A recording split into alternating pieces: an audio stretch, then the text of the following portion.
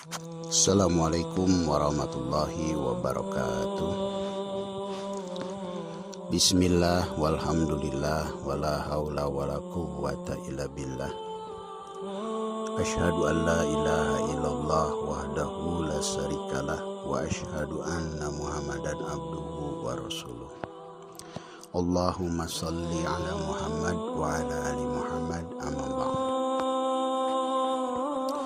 Baik, berkaitan dengan komunisme dan kapitalisme, ini adalah dua ideologi ya, yang secara fakta dan realita mereka berbahaya bagi umat ya, khususnya umat Islam dan umumnya seluruh umat manusia.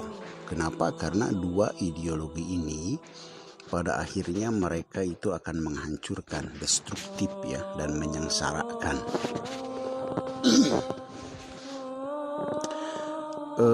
Dua ideologi ini dalam ide dasar memang mereka berbeda pendapat ya. Jadi antara komunisme dan kapitalisme ini mereka berbeda pendapat dalam ide dasar. Kalau menurut komunisme bahwa alam semesta, manusia dan kehidupan ini memang tidak ada yang menciptakan. Akidah mereka ateis, anti Tuhan, dan mereka mengatakan semua itu tidak ada penciptanya. Cek Sunda mah Jogja lagadag aya we cenah eta barang teh. Nah itu ide dasar komunis seperti itu ya. Nah, kalau untuk kapitalis ini mereka meyakini bahwa alam semesta, manusia dan kehidupan itu ada yang menciptakan, yaitu Tuhan ya. Jadi dua ideologi ini dalam ide dasar mereka berbeda pendapat ya. Yang satu tidak percaya adanya Tuhan, yang kedua dia percaya adanya Tuhan, seperti itu. Namun dalam tataran praktek ya, dalam kenyataannya dua ideologi ini bersepakat ya. Mereka bersepakat bahwa nilai-nilai yang terbaik dalam kehidupan manusia itu adalah nilai-nilai yang dibuat oleh manusia itu sendiri ya, termasuk tadi kapitalis ya, yang katanya percaya terhadap Tuhan ya, tapi mereka tetap meyakini bahwa nilai-nilai terbaik itu adalah nilai-nilai yang manusia buat, seperti itu. Kalau komunisme memang mereka tidak percaya Tuhan. Jadi untuk kepengaturan individu, masyarakat dan bernegaranya mereka membuat aturan-aturan sendiri ya, karena memang mereka tidak percaya adanya Tuhan atau tidak percaya adanya Allah. Kalau kapitalisme ini mereka juga sama sebetulnya ya. Dalam tataran kepengaturan individu, masyarakat dan bernegara mereka tidak ya menggunakan aturan-aturan Tuhan atau aturan-aturan Allah ya. Mereka juga sama seperti komunis, menjadikan nilai-nilai yang dibuat oleh manusia itu yang digunakan, seperti itu ya. Jadi antara komunisme dan kapitalisme dalam tataran praktek sama saja sebetulnya ya. Mereka meniadakan Tuhan ya. Kalau komunisme itu disebut sebagai sebagai bahaya laten ya. Maksud dari bahaya laten ini adalah bahaya yang tersembunyi ya. Jadi bahaya laten itu adalah sebuah kondisi atau sebuah keadaan yang menjadi sangat berbahaya jika hal tersebut benar-benar terjadi, begitu ya.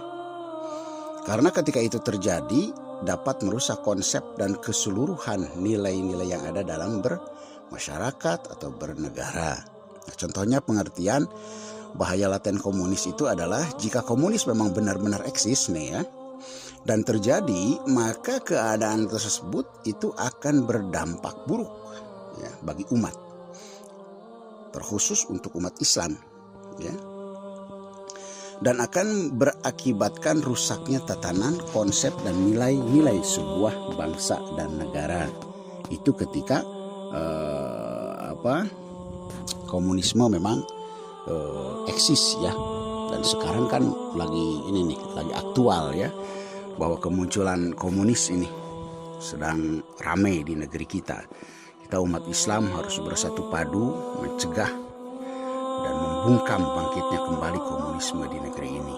Ya. Itu bahaya laten seperti itu ya.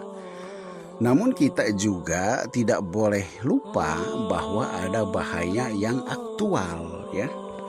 Kalau bahaya laten itu adalah bahaya yang memang tersembunyi dan belum eksis saat ini, ada bahaya aktual yang mesti kita waspadai. Apa itu? Bahaya kapitalisme ya. Bagaimana tidak bahaya kapitalisme yang berakidahkan sekuler ya. Akidah dari kapitalisme itu adalah sekuler, fasludin anil hayah wa fasludin anid daulah. Jadi paham ini, akidah ini mengatakan bahwa pemisahan agama dari kehidupan dan pemisahan agama dari negara itu ya. Ini berbahaya. Kenapa berbahaya? Karena kapitalisme yang berakidahkan sekuler ini, mereka percaya Tuhan, mereka percaya Allah. Tapi Allah ini tidak boleh ikut campur dalam urusan kehidupan ya. Urusan masyarakat, sosial, budaya, politik, ekonomi, pendidikan, bahkan bernegara, Allah tidak boleh ikut campur ya. Karena mereka menganggap bahwa semua itu sudah ada yang mengatur. Siapa? Yaitu aturan-aturan yang dilahirkan dari manusia itu sendiri ya. Jadi percaya kepada Allah, tapi aturan Allah dibuang gitu, tidak boleh diambil. Atau mereka pilih-pilih perintah-perintah Allah yang ringan-ringan atau yang menghasilkan fulus baru mau gitu ya. Nah itu dari sekuler, dan ini berbahaya bagi umat Islam khususnya. Dan ini menjadi tugas para ulama, para ustadz dan seluruh kaum muslimin untuk menjelaskan tentang bahaya kapitalis sekuler yang aktual saat ini sedang terjadi ya. Coba bayangkan bagaimana ketika seorang muslim sudah terpapar oleh virus sekuler, maka dia sholat, saum, zakat, bahkan mungkin haji bolak-balik ya. Tetapi ketika anak perempuannya, istrinya keluar rumah tanpa menutup aurat, itu mereka seolah-olah tidak merasa berdosa karena sudah terbiasa seperti itu. Bahkan menganggap ini kan sudah passionnya seperti itu. Masya Allah. Atau bahkan yang lebih parah lagi, saumnya jalan, sholatnya jalan, haji bolak-balik, keluar masuk bank juga sudah biasa, makan riba sudah biasa ya. Naudzubillah summa naudzubillah. Bahkan di setiap aktivitas ekonominya selalu berkaitan dengan riba. Naudzubillah summa naudzubillah. Bisa jadi karena memang seorang muslim ini sudah terpapar oleh sekulerisme, maka dia sholat, dia saum, bahkan haji bolak-balik. Tetapi ketika hukum-hukum Allah tidak diterapkan dalam sebuah sistem negara, mereka acuh tak acuh dan merasa itu bukan urusannya, dan merasa bahwa Islam itu tidak mengatur negara. Naudzubillah summa naudzubillah. Nah inilah bahaya aktual yang sedang terjadi. Maka apa solusinya? Solusinya kita kembali kepada Islam. Kenapa? Karena Islam juga adalah sebuah agama yang mengatur seluruh aspek kehidupan. Sebagaimana definisi Islam itu sendiri.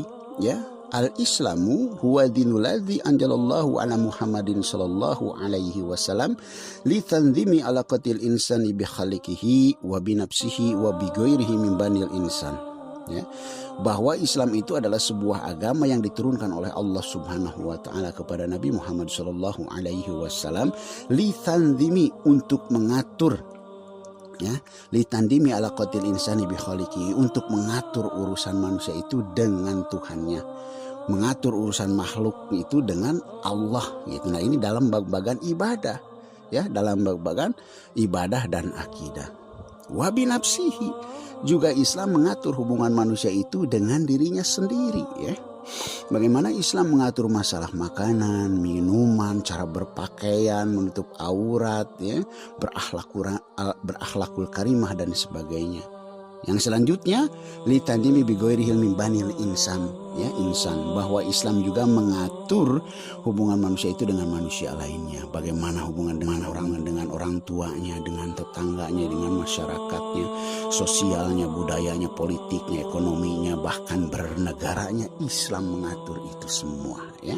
Nah, itulah kesempurnaan Islam itu seperti itu, ya. Dan ini harus dijelaskan kepada umat bahwa Islam juga mengatur itu semua, mengatur negara, ekonomi, sosial, budaya, politik dan sebagainya.